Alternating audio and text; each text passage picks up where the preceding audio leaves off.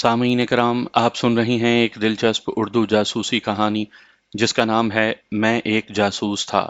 یہ اس سلسلے کی قسط نمبر 3 ہے۔ مجھے امید ہے آپ کو میری یہ کاوش پسند آ رہی ہوگی۔ آپ نے اگر ابھی تک میرا چینل کہانی گھر سبسکرائب نہیں کیا تو ابھی میرے چینل کو سبسکرائب کر کے بیل نوٹیفیکیشن آن کر لیجئے تاکہ آنے والی ہر نئی کہانی کی اطلاع بر وقت آپ تک پہنچ سکے۔ رائے کوٹ پہنچتے ہی میں نے سالگرام سے ملاقات کی خواہش ظاہر کی۔ ہم قریباً شام کے وقت پہنچے تھے۔ راستے میں بلواڑہ پر ہی اتر گئے۔ گارڈ روم میں میں نے خصوصی بندوبست اور انتظامات خاص طور پر نوٹ کیے تھے۔ ہوائی اڈے سے جاسوس کے فرار کے بعد وہ لوگ خاصے چوکنے ہو گئے تھے۔ اس کا اندازہ مجھے اس طرح ہوا کہ خلاف معمول گارڈ روم پر سیکیورٹی والوں نے پرکاش کے اور میرے علیحدہ علیحدہ کوائف لکھے تھے۔ سالگرام کو بھی وہیں بلا لیا گیا۔ آتے ہی وہ مجھ سے بغل گیر ہو گیا اور ہم دونوں کو ساتھ لیے اس جگہ آ گیا جہاں وہ ڈیوٹی دے رہا تھا۔ میری بےتاب نظریں اس اثنا میں چاروں اطراف کا جائزہ لیتی رہیں۔ ایک ایک چیز میرے ذہن میں نقش ہوتی جا رہی تھی، لیکن اب تک میں اس مخصوص جگہ تک رسائی حاصل نہیں کر پایا تھا جہاں جائے بغیر چارہ نہیں تھا۔ میں نے پرکاش اور سالگرام کے ساتھ گھوم پھر کر حالات کا بنظر غائب جائزہ لیا۔ ہم نے چائے بھی ایئر مینوں کے لیے مخصوص کینٹین سے ہی پی تھی۔ کینٹین میں موجود کار پولز کی باہمی گفتگو اور ہوائی اڈے سے متعلق بحث نے میری معلومات میں خاصا اضافہ کیا۔ بظاہر تو میں ہنس ہنس کر سالگرام اور پرکاش سے گفتگو کر رہا تھا، لیکن میرا ذہن اور میرے کان پوری یکسوئی کے ساتھ وہاں موجود ایئر مینوں کی گفتگو پر لگے ہوئے تھے۔ یہاں وہ لوگ بھی موجود تھے جو مختلف ہوائی اڈوں سے یہاں ڈیپوٹیشن پر آئے تھے، اور وہ اپنے اپنے سابقہ اڈوں پر کیے گئے پاکستانی کمانڈوز اور جاسوسوں سے بچنے کے لیے حفاظتی انتظامات بیان کر رہے تھے، اور ہر کوئی اس بات کا دعوے دار تھا کہ وہاں چڑیا بھی پر نہیں مار سکتی۔ میں دل ہی دل میں ان کی اس خوش فہمی سے لطف اندوز ہوتا رہا۔ شام کو سالگرام کی ہوائی اڈے کی کینٹین سے خرید کر دو چار عدد رم کی بوتلیں اپنی بغل میں دبائے ہم تینوں اکٹھے ہی واپس آئے تھے۔ سالگرام کو اگلے روز دیوالی کے لیے بمشکل چھٹی ملی تھی۔ میں نے اور پرکاش نے اس کے آفیسر انچارج سے، جو ایک سکھ تھا، بڑی عاجزی سے درخواست کی تھی کہ وہ اسے دیوالی کے لیے کم از کم گھر جانے دے، کیونکہ اس کی منگیتر آئی ہوئی ہے۔ اس کے بعد کم از کم 5-6 مہینے ملاقات کا کوئی چانس نہیں۔ وہ لوگ آسام واپس چلے جائیں گے۔ یہ بہانہ بھی میری ذہنی اختراع تھی۔ جب سالگرام کو اس کے افسر نے چھٹی کی منظوری کا حکم نامہ دیا تو وہ خوشی کے مارے مجھ سے لپٹ گیا۔ تم تو یار بڑے کام کی چیز ہو، اس نے مجھ سے بغل گیر ہوتے ہوئے کہا۔ گھر والوں نے جب سالگرام کو بھی ہمارے ساتھ دیکھا تو موسی جی اور پونم کی تو خوشی کا کوئی ٹھکانہ ہی نہ رہا۔ سالگرام اور پرکاش نے اس کارہائے نمایاں کو میرے سر منڈا تو موسی جی نے مجھے آشیرواد دیتے ہوئے کہا، بیٹا، میں نے یہی چاہا ہے کہ سالگرام فوج کی نوکری نہ کرے، لیکن اپنے لیکھ کی بات ہے۔ تم ہی بتاؤ بیٹا، جنگ لگ گئی تو اس موئی حکومت کو کیا ملے گا؟ نہ جانے ان کی ہوس کب ختم ہوگی، کتنے ماؤں کے لال مریں گے تو ظالموں کے کلیجے ٹھنڈے ہوں گے۔ موسی جی کا دکھ سارے بھارت کی ماؤں کا دکھ تھا، لیکن المیہ یہ ہے کہ حکومت نے کبھی اسے محسوس ہی نہیں کیا، یا اگر کیا تو اپنی ہوس ملک گیری کے آگے اس کی کوئی حیثیت نہ جانی۔ مجھے فوجی ملازمین ہی نہیں، سویلین سے بھی گفتگو کا اتفاق ہوتا رہتا تھا، اور یہ بات کم از کم پنجاب کی حد تک تو میں نے شدت سے محسوس کی کہ بھارتی عوام اب جنگ کے متحمل نہیں ہو سکتے تھے۔ وہ پاکستان سے ہرگز لڑنا نہیں چاہتے تھے، لیکن حکومت انہیں لڑانے پر تلی ہوئی تھی، اور دن رات اسلحے کے انبار چھاؤنیوں سے سرحدوں کی طرف منتقل کیے جا رہے تھے۔ میں نے بھی پچھلے 3-4 روز سے شیو نہیں کی تھی۔ اس کے پس پردہ بھی ایک خاص مقصد کار فرما تھا۔ ہماری بس جب رائے کوٹ میں داخل ہو رہی تھی تو میں نے ایک مخصوص قسم کے میزائل بردار آرمی کانوائے کو وہاں سے گزرتے دیکھا۔ ایک بے چینی سی تب سے میں محسوس کر رہا تھا۔ ان میزائلوں کی ساخت اور وہ جگہ جہاں انہیں نصب کیا جانا تھا، ان سے متعلق معلومات حاصل کرنا میرے لیے بہت ضروری تھا۔ اب میں اس فکر میں تھا کہ جلد از جلد ان کا پتہ لگاؤں۔ یہاں پہلے سے ہی آرمی کے کچھ یونٹ ڈپلائے تھے، اور شہر میں افواہ پھیلی ہوئی تھی کہ فوج نے وہاں موبائل ریڈار سسٹم قائم کر رکھا ہے۔ آج دیوالی کی رات تھی، سارا بھارت شراب میں غرق تھا۔ آج کی رات سے فائدہ نہ اٹھانا انتہائی بے وقوفی ہوتی۔ سالگرام اور پرکاش کو میں نے ٹرخا کر ان سے جان چھڑا لی تھی، اور انہیں ایک مشترکہ دوست کی محفل ناؤ نوش میں چھوڑ کر چلا آیا تھا۔ آدھی رات سے پہلے ان کی واپسی ناممکن تھی۔ ارے، آپ کیا دیوالی بھی گھر پر ہی منائیں گے؟ پونم نے پوچھا۔ بیٹا جی، آج تو خیر سے تمہارے بابو جی بھی خوش ہیں۔ ماتا جی نے بابو جی کی طرف دیکھتے ہوئے کہا، جو مٹھائی کے ڈبے پکڑے اندر داخل ہو رہے تھے۔ پونم بیٹے، یہ ڈبہ لے لو اور دوبے جی کے گھر دے آؤ۔ انہوں نے پونم کو ڈبہ تھماتے ہوئے کہا۔ آپ چلیے نا میرے ساتھ، پونم نے مجھ سے کہا۔ ہاں بیٹا، اسے بھی گھما لاؤ، موسی جی نے مجھے کہا۔ ان لوگوں کا خیال تھا چونکہ میں پہلی دیوالی گھر سے باہر منا رہا ہوں اس لیے اداس ہوں۔ آؤ چلتے ہیں، میں نے باہر کی طرف قدم بڑھائے۔ تھوڑی دیر بعد بابو جی کی کھٹارا سی موٹر سائیکل، جسے اب ہم نے خاصی بہتر شکل دے رکھی تھی، مجھے اور پونم کو اڑائے لیے لے جا رہی تھی۔ دوبے جی کا گھر اتفاق سے اسی سڑک کے نزدیک والی آبادی میں تھا۔ پونم تو اندر چلی گئی، میں اس کے بضد ہونے کے باوجود نہ گیا۔ جلدی آنا، میں نے جاتے جاتے کہا۔ کیوں؟ اس نے ایک ادائے دل ربانہ سے مڑتے ہوئے پوچھا۔ تمہیں بھگا کر لے جانا ہے۔ پھر تو ابھی آئی، یہ کہہ کر وہ چلی گئی۔ جوں جوں شام گہری ہوتی جا رہی تھی، دیوالی کی تقریب اپنے عروج پر پہنچ رہی تھی۔ 5-6 منٹ تک میں بچوں کی آتش بازی سے لطف اندوز ہوتا رہا، پھر پونم آ گئی۔ چلیے شریمان جی، ہم بھی دیکھیں آپ کے تیور، اس نے پچھلی سیٹ پر بیٹھتے ہوئے کہا۔ اس مرتبہ کسی غلط فہمی کا شکار نہ رہنا، میں نے موٹر سائیکل سٹارٹ کرتے ہوئے کہا۔ باتیں کرنا تو کوئی آپ سے سیکھے، اس نے میری پیٹھ پر ہلکی سی دھول جماتے ہوئے کہا۔ اور موضوع بدلنا تم سے، میں نے گردن موڑتے ہوئے کہا۔ اپنے فکرے کا خوشگوار رد عمل میں اس کے چہرے پر تو نہ دیکھ سکا، لیکن میرے کندھے پر رکھے اس کے خوبصورت ہاتھوں کی لرزش سے محسوس ضرور کر لیا۔ کہاں کے ارادے ہیں مہاراج؟ اس نے مجھے ایک ویران سڑک پر موڑ کاٹتے دیکھ کر پوچھا۔ اغوا ہونے والے شور نہیں مچایا کرتے، میں نے دور سے نظر آتے آرمی کے بڑے بڑے وہیکلز پر نظریں جماتے ہوئے کہا۔ واہ جی، یہ بھی خوب دھونس ہے، یعنی گردن بھی کٹوائیے اور مرحبا بھی کہیے۔ موٹر سائیکل میں نے روک دی، سامنے ایک خوبصورت سی پہاڑی نظر آ رہی تھی جو یقیناً سیر گاہ ہی تھی، لیکن یہ عجیب بات کہ وہاں کوئی نظر نہ آتا تھا۔ شاید آرمی کے یہاں ڈپلائے ہونے کے بعد یہاں لوگوں کی آمد و رفت ممنوع ہو چکی تھی۔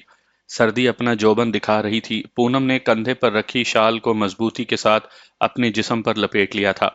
ہم دونوں ہاتھوں میں ہاتھ ڈالے اسی طرف چل دیے جہاں تفریح گاہ کے نزدیک مجھے آرمی کے وہیکلز نظر آ رہے تھے۔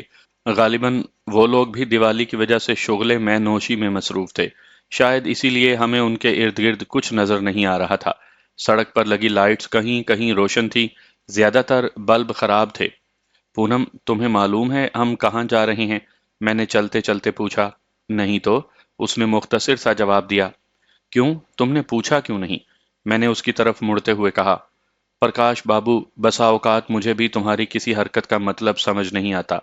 مجھے تو کبھی کبھی تمہارے ہندو ہونے پر بھی شک ہونے لگتا ہے۔ میرا دل اچانک اس کے اس فکرے پر دھڑکا۔ پونم نے ایک لمبا سانس لیا اور دوبارہ بولی۔ تم میں ان لوگوں جیسی بات ہے ہی کیا؟ میں شراب سے اتنی نفرت کرتی ہوں جتنی مجھے یمراج یعنی شیطان سے ہے، لیکن مجھے حیرت ہوتی ہے کہ تم ہندو نوجوان ہو اور شراب نہیں پیتے۔ تم نے ابھی تک مجھے کسی غلط حرکت کے لیے نہیں کہا، جبکہ ہمارے معاشرے میں محبت کا آغاز ہی ایسی گھٹیا حرکتوں سے ہوتا ہے۔ یا تو تم اگلے جنم کے کوئی اوتار ہو جو منش کے روپ میں پرگٹ ہو کر آ گیا ہے، یا پھر گدھا ہوں جسے خوبصورت لڑکیوں سے ڈیلنگ کرنا نہیں آتی۔ میں نے اس کا ہاتھ دباتے ہوئے اس کا فکرہ اچک لیا۔ بہرحال پرکاش بابو، جب کوئی ناری کسی سے پیار کرتی ہے تو اسے اپنا شریر ہی نہیں، اپنی آتما بھی سونپ دیتی ہے۔ مجھے نہ جانے پچھلے کتنے جنموں سے تمہاری تلاش تھی۔ میرا آئیڈیل ایسا ہی تھا، الجھا الجھا، سب سے الگ تھلگ۔ جس روز پہلی بار میں نے تمہاری دستک پر دروازہ کھولا تھا تو تم ہمارے گھر میں ہی نہیں بلکہ کھلے کواڑوں کے راستے میرے دل میں آن بسے تھے۔ میری تلاش مکمل ہو گئی تھی۔ میرا دھرم ہے پرکاش بابو کہ تم کبھی میرا وشواس گھات نہیں کرو گے۔ پونم کا لہجہ بڑا پر اعتماد تھا، میں نے اس کی باتوں کا جواب نہ دیا۔ وہ واقعی عجیب و غریب قسم کی لڑکی تھی۔ ہم دونوں اب ان وہیکلز کے قریب سے گزر رہے تھے۔ سڑک کے کنارے آرمی نے پڑاؤ ڈال رکھا تھا۔ یہ سڑک ایک قصبے کو جاتی تھی لیکن آمد و رفت نہ ہونے کے برابر تھی۔ ہم دونوں سڑک کے کنارے لگے خوبصورت باغ میں ایک پتھر کے بینچ پر بیٹھ گئے۔ چڑھتے چاند کی رات تھی، سامنے کا منظر بخوبی نظر آ رہا تھا۔ میری آنکھوں کے راستے وہیکلز پر لدے سامان اور وہاں پہاڑی کے ایک طرف نصب ریڈار کے اینٹینا کی بناوٹ دماغ پر نقش ہو رہے تھے۔ یہ نئی قسم کا اسلحہ تھا، مجھے خوشی تھی۔ میں نے ایک خفیہ ہتھیار کا جو بھارتی فوج کے تصرف میں ہے کھوج لگا لیا تھا۔ لیکن حیرانگی ہو رہی تھی کہ آخر اتنی اہم چیز کو اتنے غیر حفاظتی اور ناقص انتظام کے ساتھ نصب کرنے کی کیا تک ہے۔ پھر میرے دماغ نے اس سلسلے میں رہنمائی کی اور میں انڈین آرمی انٹیلیجنس کی چال سمجھ گیا۔ ایمرجنسی ہونے کی وجہ سے چونکہ تمام آرمی کے نشانات وغیرہ تو مٹی سے چھپے ہی ہوتے ہیں، اس کے علاوہ بھی ان حالات میں گنز کو بہت اچھی طرح کیموفلاج کیا جاتا تھا۔ اگر ان کے گرد خاص پہرا بھی لگا دیا جاتا تو اس علاقے میں موجود دشمن انٹیلیجنس کو شک ہونا لازمی تھا۔ شاید اسی لیے انہوں نے یہ طریقہ اپنایا تھا۔ اگر میں بھی ہتھیاروں کی خاص قسم کی ساخت پر غور نہ کرتا تو اسے انڈیا کی روایتی فوج کی کوئی بٹالین سمجھ کر نظر انداز کر دیتا۔ تمہیں پا کر میں نے بہت کچھ پا لیا ہے پونم، مجھ سے خوشی چھپائی نہ جا سکی اور بے اختیار میرے منہ سے نکل گیا۔ ہاں، اب ظاہر ہے آپ فلمی ڈائیلاگ ہی بولیں گے۔ پونم کی ہنسی سے فضاؤں میں سریلی گھنٹیاں بجنے لگیں۔ ہم واپس موٹر سائیکل کی طرف آ رہے تھے جب اچانک ہمارے پیچھے روشنی کا ایک طوفان سا اٹھا۔ یکدم میں نے پونم کا ہاتھ پکڑ کر کنارے کی طرف کھینچا تو وہ مجھ سے ٹکرا گئی۔ ہم دونوں پر ہی اس ٹکراؤ نے قیامت ڈھا دی تھی۔ ابھی اس حادثے سے سنبھلنے بھی نہ پائے تھے کہ ایک جیپ قریب آ کر ٹھہر گئی۔ جیپ میں ایک سارجنٹ اور دو سپاہی بیٹھے تھے، شاید ہمیں مشتبہ جان کر آ گئے تھے۔ سنیے مہاراج، سارجنٹ غالباً ہماری اصلیت جان گیا تھا۔ سنائیے مہاراج، میں نے اسی لہجے میں قدرے شوخی سے جواب دیا۔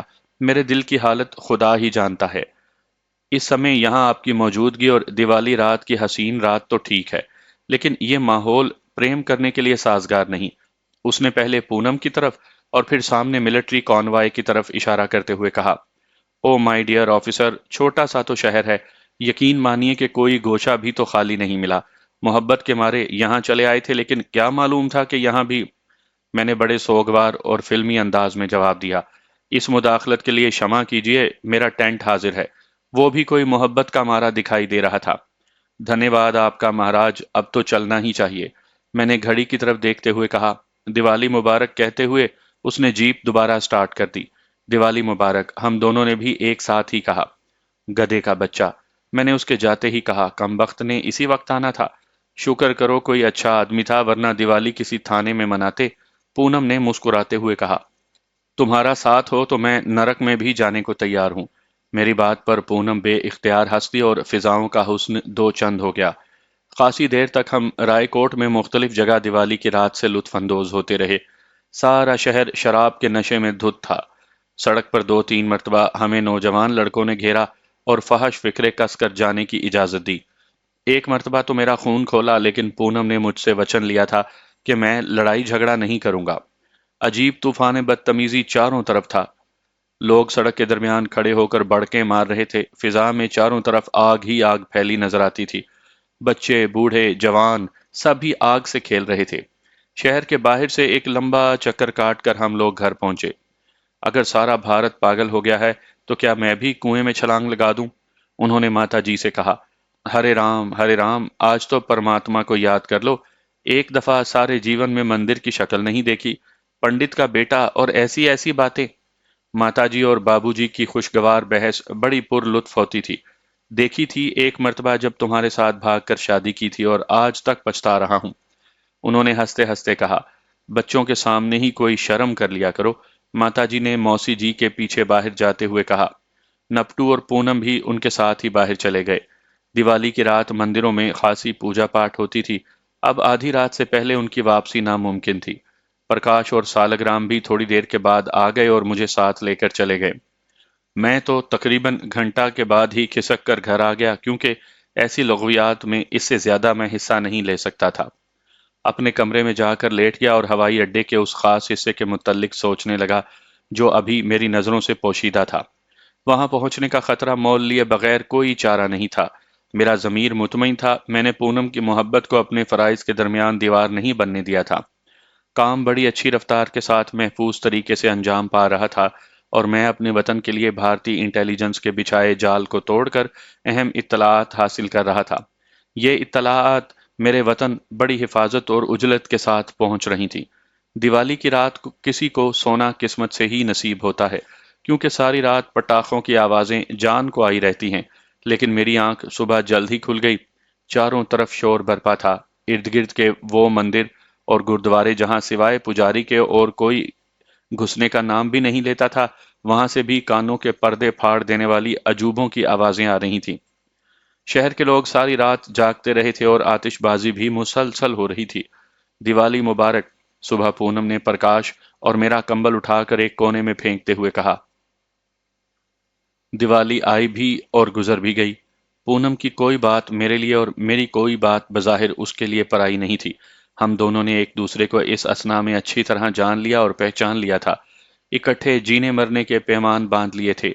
مجھے اس کے کالج اور دوران تعلیم فارغ پیریڈز کا پورا پورا علم ہو چکا تھا۔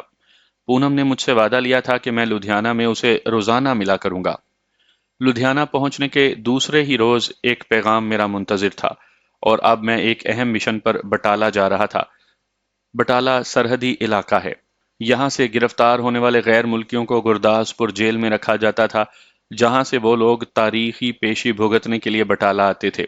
ہمیں اپنے ایک اہم ساتھی کو پولیس کی حراست سے آزاد کروانا تھا۔ دشمن ملک کی بھری پوری کچہری میں اپنے کسی ساتھی کو اغوا کر کے لے جانا کوئی معمولی بات نہیں تھی۔ یہ زندگی اور موت کا کھیل تھا جس میں موت کی جیت کے امکانات زیادہ ہی روشن دکھائی دیتے تھے۔ اس سلسلے میں اپنے مقامی دوستوں کی مدد حاصل کرنا ضروری تھا۔ میں نے پرکاش کو یہی بہانہ کیا تھا کہ مال کا آرڈر وصول کرنے یو پی کی طرف جا رہا ہوں۔ یہ انتہائی معقول بہانہ تھا جس کی آڑ میں مجھے اپنی سرگرمیاں جاری رکھنا تھی۔ میں اپنے طے کردہ پلان کے مطابق بٹالہ آ گیا۔ یہاں مجھے اپنے ایک دوست سے جو میرے ملک کی انٹیلیجنس کا خاص آدمی تھا ملاقات کرنا تھی۔ کسی بھی جاسوس کے لیے دوسرے ساتھی جاسوس سے ملاقات بڑا جان جوکھوں کا کام ہے، کیونکہ وہ شخص حال ہی میں سرحد پار کر کے آیا ہوتا ہے، اور اس بات کا امکان ہر وقت موجود رہتا ہے کہ وہ کہیں دشمن انٹیلیجنس کے ہتھے نہ چڑھ گیا ہو۔ اگر دشمن کسی ایسے شخص کو قابو کر لے جو ان کے ملک میں سکونت پذیر اپنے ساتھی کا کوئی پیغام وصول کرنے جا رہا ہے، تو وہ ان کے لیے خصوصی تحفہ ہوتا ہے، کیونکہ اس شخص کے ذریعے وہ پہلے سے ان کی سوسائٹی کے کافی اندر تک گھس کر محفوظ ہو جانے والے جاسوس تک جا پہنچتے ہیں۔ اول تو انٹیلیجنس کا تفتیش کا طریقہ ہی اتنا اذیت ناک ہوتا ہے کہ کسی نہ کسی مرحلے پر گرفتار شدہ شخص ان کے آگے ہتھیار ڈال دیتا ہے اور اپنے ساتھی کا پتہ بھی بتا دیتا ہے۔ اس کے علاوہ سب سے بڑا خطرہ ڈبل ایجنٹوں کا بھی ہے، جو دنیا کی قریباً ہر انٹیلیجنس میں پائے جاتے ہیں اور تھوڑے سے انعام کے لالچ میں اپنے ساتھی کو گرفتار بھی کروا دیتے ہیں۔ میں بجائے اس جگہ جانے کے جہاں مجھے اپنے ساتھی سے ملنا تھا، بٹالہ کے لاری اڈے پر چلا آیا۔ ہم دونوں ایک دوسرے کے لیے اجنبی تھے، صرف اس خاص نشانیوں سے میں نے اسے پہچان کر اس سے پیغام وصول کرنا اور مل کر منصوبہ بندی کرنی تھی۔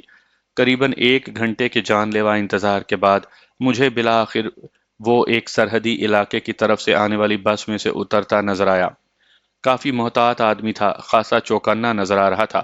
بس سے اتر کر اس نے بجائے ادھر ادھر اجنبیوں کی طرح دیکھنے کے چپ چاپ اپنی راہ لی۔ بس کے ارد گرد فوراً 2 3 سیکیورٹی والے اکٹھے ہو گئے تھے، لیکن کیا مجال جو اس پر کسی کو ذرا برابر بھی شک گزرا ہو۔ نووارد درمیانی عمر اور مضبوط جسم کا مالک ایک بوٹے سے قد کا آدمی تھا۔ میں نے بس سے اترتے ہی اس کا تعاقب شروع کر دیا، لیکن لاکھ چالاک ہوشیار اور میرے ہی ملک کا تربیت یافتہ ہونے کے باوجود اسے اس بات کا اندازہ نہیں ہو سکتا تھا۔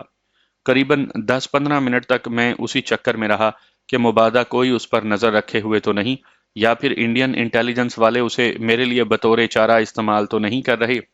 ابھی ہماری ملاقات کے وقت میں 10 15 منٹ باقی تھے۔ نووارد لاری اڈے پر بنے ایک چائے کے سٹال میں جا گھسا۔ اس کی واپسی عین وقت پر ہوئی۔ جیسے ہی وہ سٹال سے باہر نکلا، میں طے شدہ منصوبے کے مطابق اس سے ٹکرا گیا۔ شمع کرنا مہاراج جی، بٹالہ آ کر عقل ٹھکانے نہیں رہتی دہلی والوں کی۔ میں نے معذرت کرتے ہوئے اپنا مخصوص کوڈ فکرہ ادا کیا۔ دہلی کی کیا بات ہے جناب، اچھا آپ کیا دہلی سے آئے ہیں؟ اس نے بھی میرے ساتھ چلتے چلتے کہا۔ سگریٹ ہوگا آپ کے پاس؟ میں نے کہا۔ ماچس نہیں ہے، وہ بولا۔ آئیے اور چائے پی لیں، میں نے کہا۔ ہم دونوں نے مخصوص الفاظ ان فکروں میں استعمال کر کے ایک دوسرے کو اپنی شناخت کروا دی تھی۔ میں نے بھی اس کی طرح دیہاتی کپڑے پہن رکھے تھے اور ایک کپڑے کا تھیلا ہاتھ میں پکڑا ہوا تھا۔ دونوں ایک دوسرے کا حال احوال دریافت کرتے لاری اڈے کے باہر کچہری کے نزدیک ایک ہوٹل میں بنے چھوٹے سے کیبن میں جا بیٹھے۔ نوارد نے، جس کو جسونت نام الاٹ ہوا تھا، تمام تفصیلات سے مجھے ایک مرتبہ پھر آگاہ کیا۔ ہم نے یہ کام اپنے بھارتی دوستوں کی مدد سے انجام دینا تھا، لیکن وہ بھی اس طرح کہ انہیں اس بات کی کانو کان خبر نہ ہو کہ جسے ہم پولیس سے چھیننے جا رہے ہیں وہ شخص کون ہے۔ ان کے نزدیک تو وہ خاص شخص ہمارے ملک کا ایک مانا ہوا سمگلر تھا، جس کے بھارتی پولیس کے قبضے میں رہنے سے تمام کاروبار کا بیڑا غرق ہونے کا خطرہ تھا، اور ہمارے بھارتی دوستوں کو مزید مال اسی صورت میں مل سکتا تھا جب ہمارا یہ اہم ساتھی رہا ہو کر پاکستان پہنچے گا۔ تمام تفصیلات اچھی طرح طے کرنے کے بعد ہم دونوں اٹھے اور ایک دوسری لاری کے ذریعے ان سمگلر بھارتی دوستوں کے ڈیرے کی طرف چل دیے۔ ہم لوگ وہاں رات گئے پہنچے تھے۔ ہمارے بھارتی دوست چرن سنگھ نے بڑی فراخ دلی سے میرا استقبال کیا۔ میرے ساتھی کو وہ پاکستان کے ایک تگڑے سمگلر کی حیثیت سے اچھی طرح جانتے تھے، اور انہیں یہ بھی علم تھا کہ اسی تگڑے سمگلر کی وجہ سے وہ آج لکھ پتی بنے ہوئے تھے، ورنہ وہ تو معمولی سے زمیندار تھے۔ جسونت نے میرا تعارف صوبہ سرحد کے بہت بڑے آڑتی کے بیٹے کی حیثیت سے کروایا۔ چرن سنگھ کی خوشی کا ٹھکانہ نہیں تھا۔ کیڑی دے کر نارائن آ گئے مہاراج، اس نے مجھ سے گرم جوشی سے بغل گیر ہوتے ہوئے کہا۔ چرن سنگھ کے ساتھی 3-4 مرغ لے آئے جنہیں میرے پاکستانی ساتھی جسونت نے حلال کیا، اور چرن سنگھ نے انہیں پکوانے کے لیے گھر بھیج دیا۔ ہم لوگ تو جھٹکا نہیں کھاتے تھے، لیکن وہ حلال ضرور کھا لیا کرتے تھے۔ ہماری اطلاعات کے مطابق مطلوبہ ساتھی جسے پولیس کی حراست سے آزاد کروانا تھا، وہ اگلے روز تاریخ پیشی پر گرداسپور جیل سے بٹالہ آ رہا تھا۔ گرداسپور سے بٹالہ آنے والے ملزمان کو پرائیویٹ بسوں پر لایا جاتا تھا۔ چرن سنگھ نے منصوبے کے مطابق 2 آدمی فوراً روانہ کر دیے۔ انہیں تمام باتیں تفصیل سے سمجھا کر ان کے حصے کے کام سے آگاہ کر دیا گیا۔ یہ دونوں چرن سنگھ کے انتہائی خاص آدمی تھے۔ ہم دونوں کو بھی چرن سنگھ نے رات گئے ایک پرائیویٹ کار کے ذریعے اس مخصوص علاقے میں پہنچا دیا تھا جہاں سے ہم نے اپنی کارروائی کا آغاز کرنا تھا۔ ہم نے اپنے منصوبے پر عمل کرنے کے لیے گرداسپور سے بٹالہ آنے والی سڑک کے ایسے حصے کو منتخب کیا تھا جہاں چرن سنگھ کا اپنا ایک مخصوص اڈا تھا، اور وہ قریباً سارے کا سارا گاؤں اس کے خاص لوگوں پر مشتمل تھا۔ یہ گاؤں عموماً سمگلروں کے گاؤں کے نام سے مشہور تھا، اور یہاں کے مکین سمگلنگ کے علاوہ بھی بہت سے غلط کام کرتے رہتے تھے۔ ہماری اطلاعات کے مطابق ہمارے آدمی کو کسی بھی پرائیویٹ لاری میں وہاں سے 9 اور 10 بجے کے درمیان گزرنا تھا۔ لاری میں اس کے ہمراہ گارڈ کے 2 سپاہی اور ایک حوالدار موجود تھے، جن کے پاس صرف ایک 303 کی رائفل تھی۔ قریباً 8 بجے اس جگہ کی چرن سنگھ نے اپنے 5-6 ساتھیوں کے ہمراہ ناکہ بندی کر لی۔ اب ہم لوگ شدت سے اس خاص لاری کے منتظر تھے جس میں ملزمان ہمارے بھارتی دوست کے ہمراہ آ رہے تھے۔ ہمارا وہ ساتھی جسے اغوا ہونا تھا، اسے جیل میں اطلاع مل چکی تھی، اور وہ بھی اپنی بساط کے مطابق تیاری کے ساتھ آ رہا تھا۔ قریباً 9:30 بجے ایک تیز رفتار موٹر سائیکل سوار نے اطلاع دی کہ ہمارے ساتھی پہنچنے والے ہیں۔ ابھی بمشکل 5-6 منٹ ہی گزرے تھے کہ اچانک ایک بس وہاں پہنچ کر رک گئی۔ بس میں موجود چرن سنگھ کے دونوں ساتھیوں نے منصوبے کے مطابق کام شروع کر دیا۔ ایک نے ڈرائیور کی کن پٹی پر پستول رکھ کر اسے بس روکنے کا حکم دیا، جبکہ دوسرے نے بڑی پھرتی کے ساتھ پولیس کے سپاہی سے رائفل چھین لیا۔ بس کے مسافر یہی سمجھے تھے کہ ڈاکوؤں کے کسی گروہ نے ان کو لوٹنے کے لیے ان پر حملہ کر دیا ہے۔ بس کے رکتے ہی چرن سنگھ اور اس کے ساتھیوں نے بڑی پھرتی کے ساتھ اس کے گرد گھیرا ڈال لیا۔ ہمارے بس میں موجود ساتھی نے انجن بند کر کے چابی اپنے قبضے میں کر لی تھی۔ اب ہمیں جو کچھ بھی کرنا تھا چند منٹ کے اندر کر گزرنا تھا، کیونکہ اس سڑک پر لاریوں کی آمد ہر وقت جاری رہتی تھی۔ ہم نے بس میں موجود 15-20 سواریوں کو نیچے اترنے کا حکم دیا۔ ان میں پولیس کے سپاہی اور ہمارے ساتھی بھی شامل تھے۔ جیسے ہی وہ نیچے اترا، اس نے جھٹکا مار کر ہتھکڑی کو حوالدار کی بیلٹ سے نکال لیا۔ چرن سنگھ کے ساتھی اس اثناء میں ان کے سروں پر رائفلیں تانے کھڑے رہے۔ ہمارے ساتھی کے دونوں پاؤں میں بیڑی تھی۔ جسونت قریب ہی کھڑی جیپ کی پچھلی سیٹ پر بے چینی سے ہمارا منتظر تھا۔ اب ہم لوگ 2 گروپوں میں بٹ گئے۔ میں، جسونت، اغوا کنندہ اور چرن سنگھ جیپ میں سوار ہو گئے، جبکہ باقی ساتھی پہلے سے تیار شدہ گھوڑیوں پر بیٹھ گئے۔ انہوں نے بس کے ٹائروں پر فائرنگ کر کے انہیں ناکارہ بنا دیا۔ ہماری جیپ پہلے سے پلان شدہ راستے پر بھاگنے لگی۔ جب تک ہم نظروں سے اوجھل نہیں ہو گئے، گھڑ سوار وہاں موجود رہے۔ جب ہم خاصے محفوظ ہو گئے تو انہوں نے بھی اپنی گھوڑیوں کو لگام دی۔ پچھلی سیٹوں پر جسونت اپنے کام میں مصروف تھا۔ 3-4 منٹ کے اندر اس نے اغوا کنندہ کو بیڑیوں اور ہتھکڑیوں سے نجات دلا دی۔ ہمارے اس عظیم دوست کی انڈین انٹیلیجنس نے بہت بری طرح مار پیٹ کی تھی، لیکن اتنی زبردست تفتیش کے بعد وہ بزدل اس سے کوئی کام کی بات نہ اگلوا سکے تھے۔ بری طرح زخمی اور کمزور ہونے کے باوجود اس کے عزم میں کوئی کمی نہیں آئی تھی اور وہ اپنے آپ کو تندرست اور توانا ہی ظاہر کر رہا تھا۔ جسونت تالے توڑنے اور انتہائی مخدوش حالات میں بھی سرحد عبور کرنے میں ماہر تھا۔ اسے شاید اسی لیے یہ اہم فریضہ سونپا گیا تھا۔ ہم نے اپنے دوست کو پہننے کے لیے فوراً نئے کپڑے نکال کر دیے۔ اب اس مہم کا کمانڈر میں تھا۔ سب کو میرے فیصلے پر عمل کرنا تھا۔ پہلے سے اپنے پاس رکھے کچھ خاص کیپسول میں نے اپنے نئے دوست کو جیپ میں ہی کھلا دیے تھے۔ اس کی حالت کافی سنبھل چکی تھی۔ ایک مخصوص مقام پر ہم لوگ جیپ سے اتر گئے۔ چرن سنگھ نے یاری نبھا دی تھی، باقی کام اب ہمارا تھا۔ لو بھائی، سجنوں، رب رکھا۔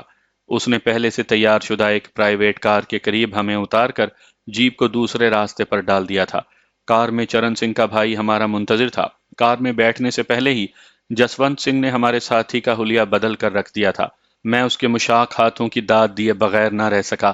اس نے 5 منٹ کے اندر ہی اپنے پاس موجود سیفٹی ریزر اور مختلف قسم کے لوشنوں کے ذریعے ہمارے نئے ساتھی کو قید اور مسلسل اذیت نے، جس کی نہ صرف داڑھی اور خاصی بڑھا دی تھی بلکہ چہرے سے لہو بھی نچوڑ لیا تھا، ایک تندرست اور صحت مند خون کی سرخی لیے گالوں والے شہری بابو میں تبدیل کر دیا تھا۔ میرا نیا ساتھی میرا ہم عمر تھا۔ جب اس نے کار میں بیٹھتے ہوئے اپنے چہرے پر نظر ڈالی تو بے اختیار مسکرا دیا۔ ایسی شکل تو میری اپنے ملک میں بھی نہیں ہوگی۔ کمال کے فنکار ہو یار، کیا سے کیا بنا کر رکھ دیا، اس نے جسونت کو داد دیتے ہوئے کہا۔ راستے میں پڑنے والی ندی میں ہم نے پولیس کی چھینی ہوئی رائفل اور جسونت کا پٹارا، جس میں نہ جانے کیا کیا علم غلم اس نے بھر رکھا تھا، پھینک دیا۔ چرن سنگھ کا بھائی ہمیں شام تک مختلف ذیلی سڑکوں پر گھماتا رہا۔ اس اسنا میں ہم نے جی ٹی روڈ کے نزدیک پھٹکنے کی کوشش بھی نہیں کی تھی اور کھانا بھی کار ہی میں کھایا تھا۔ رات گئے ہمیں کپور تھلہ کے نزدیک ایک محفوظ مقام پر پہنچا کر چرن سنگھ کا بھائی بھی رخصت ہو گیا۔ اس نے یہاں ہمیں اپنا دوست ظاہر کیا تھا اور ہمیں تاکید کر دی تھی کہ اپنی اصلیت سے ان لوگوں کو آگاہ نہ کیا جائے۔ چرن سنگھ کے جاتے ہی میں نے معاملات پر غور کیا اور وہاں سے ہٹ جانے کا فیصلہ کر لیا۔ ہم نے صاحب خانہ سے ایک ضروری کام کے سلسلے میں معذرت کی اور ٹرین کے ذریعے دہلی کی طرف چل دیے۔ ہم تینوں اس وقت خاصے معزز نظر آ رہے تھے۔ بادی النظر میں یہی دکھائی دیتا تھا کہ ہم تینوں کوئی اعلیٰ افسر تھے۔ جسونت زیادہ پڑھا لکھا نظر نہیں آتا تھا۔ وہ بہرحال سینئر تھا۔ اسے سارے بھارت کا چپا چپا زبانی یاد تھا، گاڑیوں کے نام، ان کے اوقات روانگی، راستے اور مشہور شہروں کے ہوٹل وغیرہ وغیرہ۔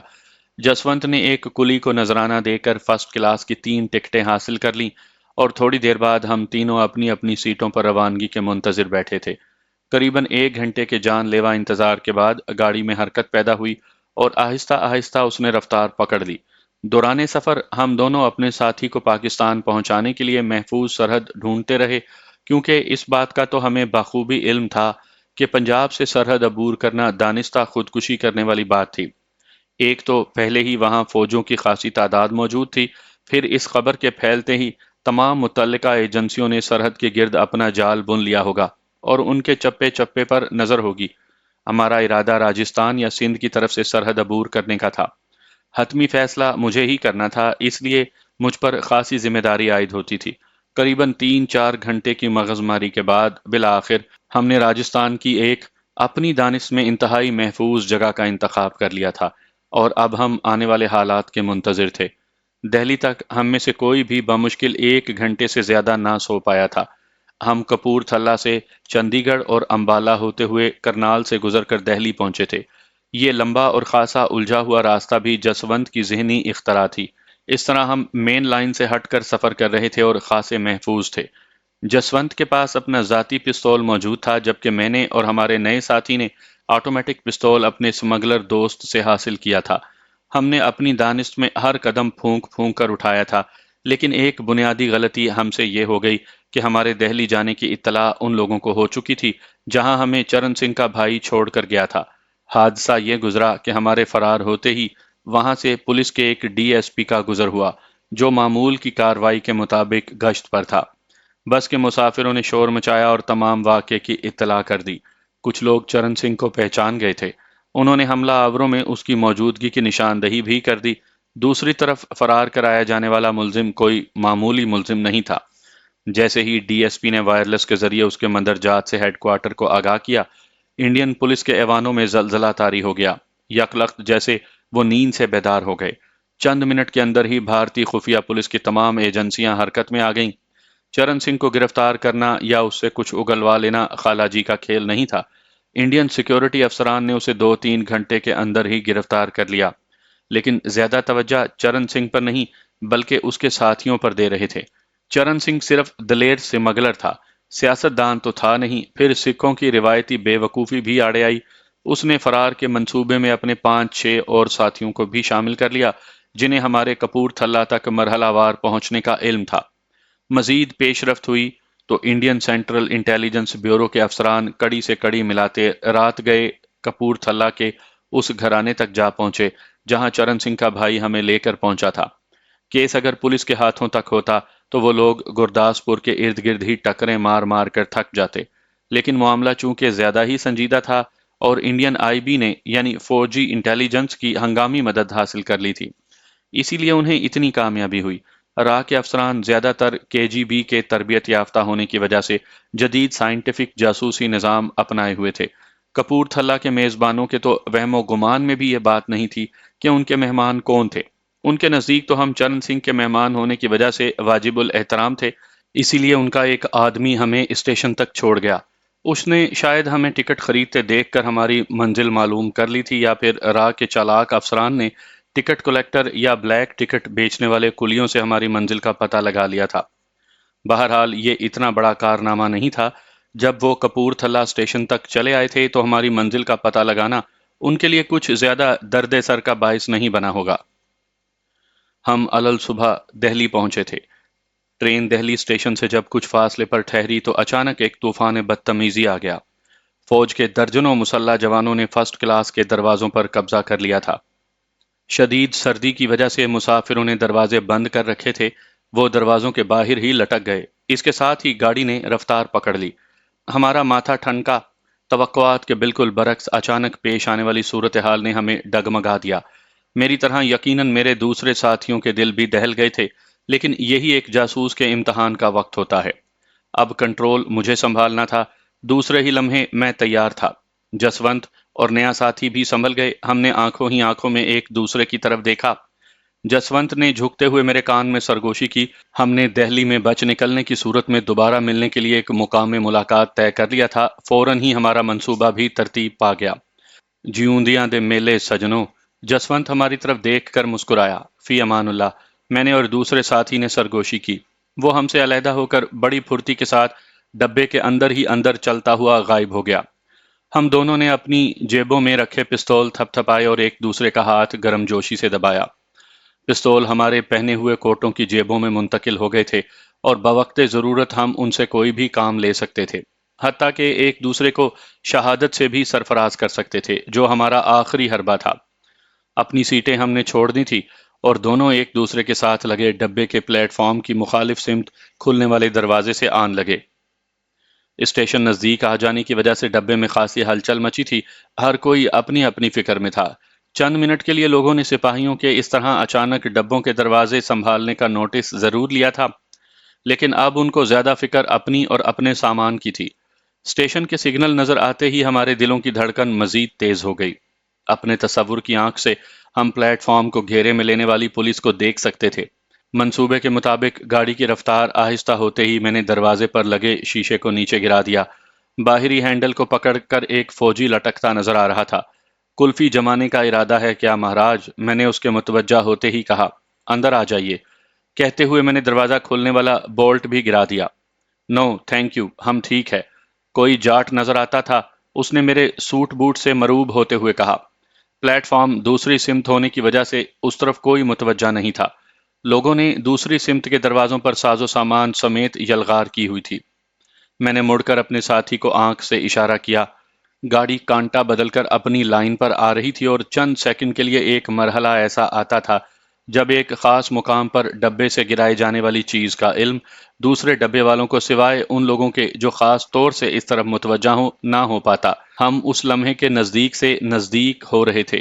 میرے ساتھی نے مجھے اپنے اوپر اوڑھے کمبل کی اوٹ سے اس طرح چھپا لیا تھا کہ اندر سے میں کم از کم دیکھنے پر بھی نظر نہیں آ سکتا تھا۔ میرے ہاتھ کی گرفت اپنے کوٹ کی جیب میں رکھے پستول پر مضبوط سے مضبوط تر ہوتی جا رہی تھی۔ شدید سردی کے باوجود پسینے میں نہا گیا تھا اور میں اپنے دل کی بے قابو دھڑکنوں کے ساتھ اس لمحے کا منتظر تھا۔ میرے اعصاب تن گئے، گردن میں شدید تناؤ محسوس ہو رہا تھا۔ جیسے ہی وہ لمحہ آیا، میرے ہاتھ میں پکڑے ہوئے پستول کا دستہ پوری قوت کے ساتھ باہر لٹکے فوجی کے سر پر پڑا۔ ڈبے کے پائیدان سے لیٹرین میں اسے منتقل کرتے ہوئے ہمیں بمشکل آدھا منٹ ہی لگا تھا۔ تمام سواریاں پلیٹ فارم کی سمت کھلنے والی کھڑکیوں سے دھڑ نکالے باہر کو لپک رہی تھی۔ کسی کو کانوں کان خبر نہ ہوئی کہ ڈبے میں کیا کچھ ہو رہا ہے۔ ٹرین پلیٹ فارم کے نزدیک پہنچ رہی تھی اور ہمیں قطار در قطار بھارتی فوج کے جوان بخوبی مخالف سمت میں نظر آ رہے تھے۔ دروازے سے باہر لٹکتے ہوئے میں نے دیکھا، اس سمت میں کسی ڈبے کے پائیدان پر کوئی فوجی نظر نہیں آ رہا تھا۔ وہ سب بھی غالباً ڈبوں کے اندر داخل ہو چکے تھے۔ میں نے اپنے ساتھی کی طرف دیکھا اور دوسرے ہی لمحے ہم دونوں بڑی پھرتی سے نیچے اترے اور پلیٹ فارم کی مخالف سمت کھڑی ایک مال گاڑی میں چھلانگے لگاتے ہوئے داخل ہو گئے۔ پھر اسی ڈبے کے دوسرے دروازے سے باہر نکل گئے۔ بھارتی سیکیورٹی والے شکاری کتوں کی طرح ہمارے پیچھے تھے اور ہم دونوں ایک دوسرے کو نظروں میں رکھے دیوانہ وار بھاگ رہے تھے۔ آگے آگے میں تھا اور پیچھے ہمارا نیا ساتھی۔ اچانک جیسے زمین نے ہمارے پاؤں پکڑ لیے، موت اپنا بھیانک جبڑا کھولے سامنے کھڑی مسکرا رہی تھی۔ زمین پر گھٹنے ٹکائے پوزیشن لیے بھارتی پولیس کا سپاہی ہمارے سامنے تھا۔ ہالٹ، اس نے چلاتے ہوئے کہا۔ فرنٹ، میرے ساتھی نے جواب دیا۔ وہ چونکا اور دوسرے ہی لمحے میری زوردار لات اس کے بازو پر پڑی۔ رائفل اس کے ہاتھ سے نکل کر اچھلی اور میرے ہاتھوں نے اسے تھام لیا۔ اگلا لمحہ اس پر قیامت ڈھا گیا۔ میں نے پوری قوت سے رائفل کا دستہ اس کے سر پر دے مارا۔ وہ بے ہوش ہو گیا۔ رائفل پرے پھینک کر ہم دوبارہ بھاگنے لگے۔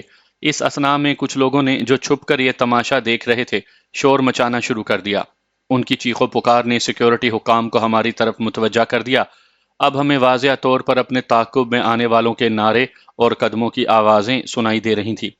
اسٹیشن پر رش چونکہ زیادہ تھا، اسی لیے ابھی تک اس پلیٹ فارم کے لوگ جس پر ہم بھاگتے بھاگتے آن پہنچے تھے صورتحال کو سمجھ نہ پائے تھے۔ پلیٹ فارم کی سیڑھیاں اترتے ہوئے ہم نے رفتار کم کر لی اور اب بجائے بھاگنے کے ہم تیز تیز چل رہے تھے۔ بچنے کی بظاہر تو کوئی صورت ممکن نہیں تھی، لیکن اسے معجزہ ہی جانیے کہ اس پلیٹ فارم پر ایک ٹرین آہستہ آہستہ رفتار پکڑ رہی تھی۔ ہم نے اسے تائید غیبی جانا اور چند سیکنڈ کے بعد ہم دونوں اس ٹرین کے ایک خالی ڈبے میں اپنی پھولی ہوئی سانسوں پر قابو پانے کی کوشش کر رہے تھے۔ کسی حد تک ہم ضرور محفوظ ہو گئے تھے، لیکن خطرہ بدستور سر پر منڈلا رہا تھا۔ ٹرین آہستہ آہستہ رینگتی ہوئی آگے بڑھ رہی تھی۔ میرے ساتھی کی جسمانی حالت ایسی نہیں تھی کہ وہ اس بھاگ دوڑ میں میرا ساتھ دے سکتا، لیکن اسے اکیلا چھوڑنا بزدلی ہوتی جس کا کم از کم میں متحمل نہیں ہو سکتا تھا۔ بھاگتے ہوئے جہاں اور بہت سی باتیں میرے ذہن میں آ رہی تھیں، وہاں میں اپنے ساتھی کے متعلق بھی سوچ رہا تھا اور دل ہی دل میں دعا کر رہا تھا کہ کم از کم بھاگنے کی مصیبت سے نجات مل جائے۔ اب تھوڑی دیر کے لیے سانسیں درست کرنے کا موقع ملا تو ہم نے اسے غنیمت جانا۔ ابھی بمشکل ہم نے اپنی حالت پر قابو پایا ہی تھا کہ ٹرین کے بریک چیخنے لگے۔ ایک مرتبہ پھر ہمارے دل اچھل کر حلق میں اٹک گئے۔ گاڑی ابھی اسٹیشن کی حدود سے نکل کر بمشکل پہلے سگنل کے قریب پہنچنے والی تھی۔ شاید اسے سگنل ڈاؤن نہیں ملا تھا۔ ہم ریلوے اسٹیشن کی حدود سے باہر نکل آئے تھے۔ جیسے ہی گاڑی کے بریک لگنے کا احساس ہوا، میں نے اپنے ساتھی کا ہاتھ مضبوطی سے تھام کر اسے دروازے کے نزدیک کر لیا۔ اس نے صرف ایک مرتبہ نظریں اٹھا کر میری طرف دیکھا۔ اس کی پر اعتماد نظریں اس کے عزم کی غماز تھیں۔ مجھے یوں دکھائی دیا جیسے بھارتی سیکیورٹی اپنی طاقت اور انتظامات سمیت ہمارا کچھ نہیں بگاڑ سکے گی۔ ٹرین کے رکتے ہی بہت سے دوسرے لوگوں کے ساتھ ہم بھی نیچے اتر گئے۔ ہم اسٹیشن کی حدود سے باہر تو تھے، لیکن یہاں لوگوں کا آنا جانا ابھی زیادہ شروع نہیں ہوا تھا۔ ٹرین کے رکنے پر لوگوں کے مختلف تبصرے سنتے سنتے ہم اسٹیشن کی مخالف سمت کو آہستہ آہستہ کھسک رہے تھے۔ ہم معمول کی رفتار سے چل رہے تھے تاکہ کسی کو ہم پر شبہ نہ ہو سکے۔ ریلوے لائن کے قریب واقع سڑک ہماری جائے پناہ تھی۔ یہاں سے مختلف سواریاں گزر رہی تھیں۔ دہلی کی زندگی آہستہ آہستہ بیدار ہو رہی تھی۔ ابھی ہم سڑک سے کچھ فاصلے پر تھے کہ فوج کے 2 ٹرک اسٹیشن کی سمت سے آتے دکھائی دیے۔ دونوں ٹرک اسی طرف آ رہے تھے۔ ہم تھرا کر رہ گئے۔ فرار کی تمام راہیں مسدود تھیں۔ ہمارے علاوہ سڑک کے نزدیک اور کوئی نہیں تھا اور ہم ٹرین کی مخالف سمت میں سفر کر رہے تھے۔ کوئی بے وقوف شخص بھی بخوبی اندازہ لگا سکتا تھا کہ ہمارا تعلق ٹرین کے مسافروں سے ہے۔ اور تو کچھ نہ سوجا۔ ہم نے بڑی تیزی کے ساتھ اپنا رخ بدلا اور آہستہ آہستہ بوجھل قدموں کے ساتھ ٹرین کی طرف چل دیے۔ ٹرک جوں جوں نزدیک آتے جا رہے تھے، ہمارے دل کی دھڑکنیں تیز ہو رہی تھیں۔ اچانک میرے ساتھی کو ایک تدبیر سوجی۔ وہ ریلوے لائن کے نزدیک اگی قدرتی گھاس کے قریب پیشاب کے بہانے بیٹھ گیا اور یہی عمل میں نے بھی دہرایا۔ آنے والوں نے بجائے شارٹ کٹ استعمال کرنے کے ریلوے لائن کے متوازی اپنا سفر جاری رکھا، اور گاڑی کے انجن کے قریب پہنچتے ہی دونوں ٹرک رک گئے۔ درجنوں جوان چھلانگے لگاتے باہر کو لپکے۔ وہ اس طرح گاڑی کی طرف رائفلیں تانے بڑھ رہے تھے جیسے اس پر حملہ کرنے جا رہے ہوں۔ ہم انہیں نظر نہیں آئے تھے یا انہوں نے جان بوجھ کر ہمیں نظر انداز کر دیا تھا، اس کا اندازہ تو ہم نہ کر سکے، لیکن اپنی طرف سے ان کی غفلت کو میں نے تائید غیبی جانا۔ میں نے اپنے ساتھی کو مخصوص اشارہ کیا اور سڑک کی سمت چلنا شروع کر دیا۔ وہ چپ چاپ بیٹھا رہا۔ جب میں قریباً 10-12 گز دور چلا گیا تو وہ بھی میرے پیچھے پیچھے آنے لگا۔ میں دل ہی دل میں خدا سے دعا کر رہا تھا کہ ٹرین کے مسافروں میں سے یا آنے جانے والے فوجیوں میں سے کوئی ہماری حرکت کا نوٹس نہ لے۔ دھڑکتے دل اور ڈگمگاتے قدموں سے ہم کسی نہ کسی طرح سڑک پر پہنچ ہی گئے۔ میں نے وہاں کسی سواری کا انتظار کرنا مناسب نہ سمجھا اور ایک نزدیکی راستے کا رخ کیا۔ قریب ہی ایک مندر سے بھجن کی آوازیں سنائی دے رہی تھیں۔ فوجیوں نے بڑے منظم طریقے سے ٹرین کو گھیرے میں لے رکھا تھا۔ ان کے کچھ آفیسر مختلف ڈبوں میں ہمیں ڈھونڈتے پھر رہے تھے اور ہم ان کی پہنچ سے دور مندر کے نزدیک اپنی خستہ حالی کا جائزہ لے کر یہ اندازہ لگا رہے تھے کہ ہمارا اندر جانا مناسب ہے یا اسی طرف سفر کرتے رہنا۔